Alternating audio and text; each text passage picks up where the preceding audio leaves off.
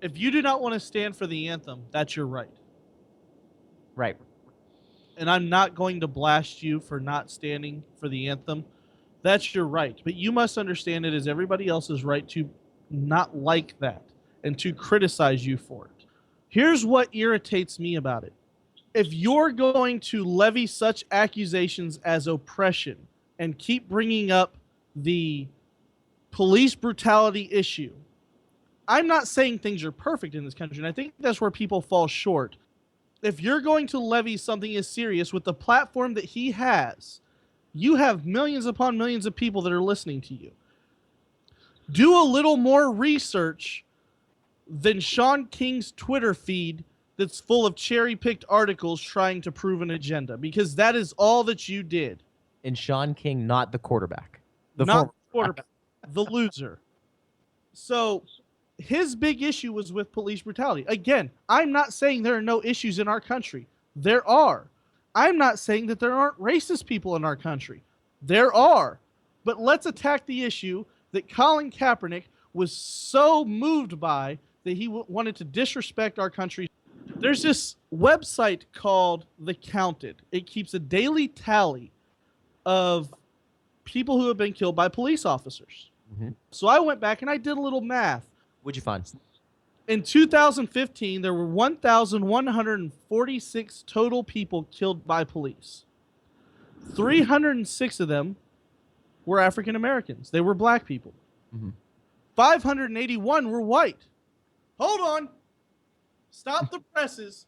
More white people were killed in 2015 than black people by police. But you're never going to hear about that. No. Let's take it a step further, because this also lets you break it down by demographic and armed or unarmed. 104 of the 581 white people that were killed by police were armed. 79 unarmed black people killed by police in 2015. Not to minimize that, because every life matters. But that comes out to a percentage. There are 43 million African Americans in our country. That means in the year 2015, if you're just one of the African Americans in our country, you had a 0.000001% chance of being unarmed and killed by a police officer in the United States of America. This is my problem. You call police brutality a systemic issue based off of 0.00001% in 2015. So when you look at the math, 6.9% of the 1,146 people in 2015 that were killed by cops were unarmed African Americans. 9.1% were unarmed white Americans. Here's the other stat I looked up just for grins and giggles. African Americans account for 52% of the murder in our country. 95% of the people killed by police officers last year were men, not women. Black people are killed about 2 to 3 times more frequently than white people in our country.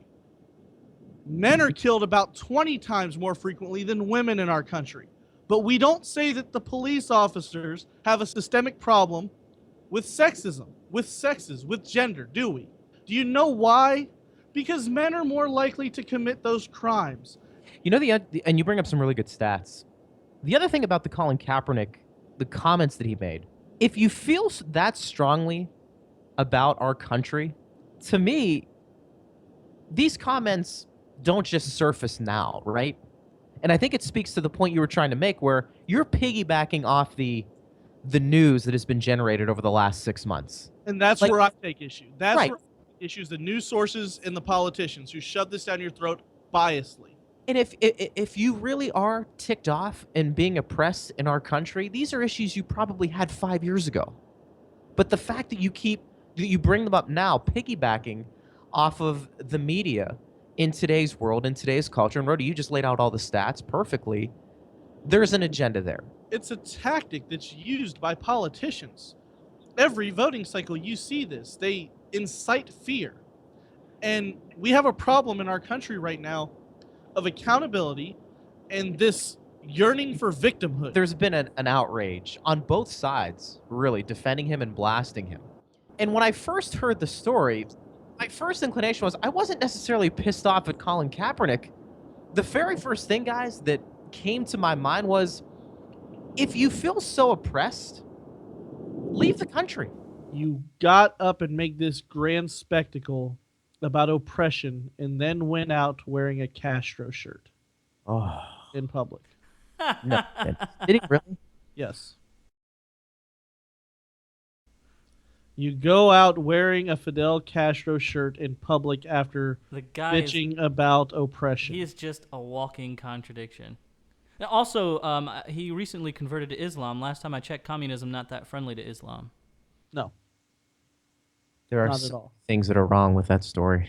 That's what I mean when I say there are so many inconsistencies and so many wrong things with what he was saying. He can't have done any research.